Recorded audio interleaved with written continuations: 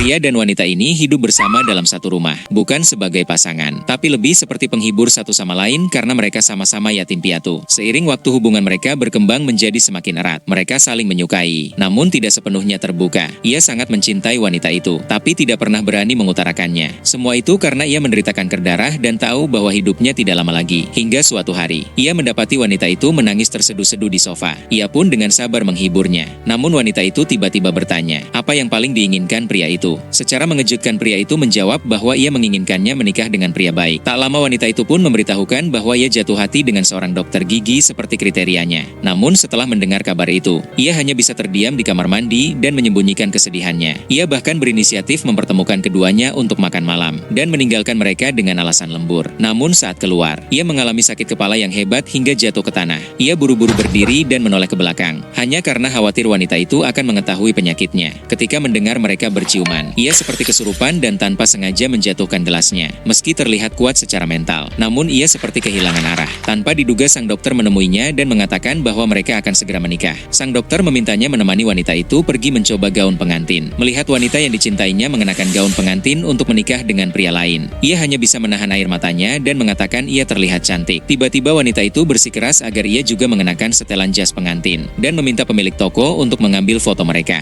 Akhirnya ia pun tak kuasa menahan air matanya saat melepas jas itu. Betapa ia berharap bahwa pengantin pria itu adalah dirinya. Namun kenyataan telah menghancurkan semua mimpinya itu. Saat makan malam, ia berniat mengungkapkan perasaannya melalui ponsel, namun berulang kali menghapusnya. Mereka akhirnya hanya makan dan melewatkan malam itu tanpa saling bicara. Keesokan harinya, ia mengantar wanita itu untuk dinikahkan sebagai saudaranya. Seketika air matanya pun berlinang saat berbalik. Setelah itu, ia tidak pernah tahu apa yang telah dialami wanita itu hingga ia meninggal. Ternyata wanita itu telah lama mengetahui bahwa pria itu sakit parah. Namun ia sengaja berpura-pura tidak tahu dan memilih untuk bermain dalam sandiwaranya, agar ia bisa menemani pria itu tanpa membuatnya merasa iba. Semua berawal saat ia meminum vitamin yang ada di pakaian pria itu. Namun kok merasa pusing setelah bertanya kepada dokter. Akhirnya ia pun mengetahui bahwa itu adalah obat untuk kanker stadium lanjut. Berita itu bagaikan petir di siang bolong. Bahkan saat ia bertanya kepada pria itu apa yang diinginkannya, seandainya pria itu memintanya untuk menikahinya, ia pasti akan melakukannya tanpa ragu. Ia juga memperhatikan ketika pria itu terjatuh saat makan malam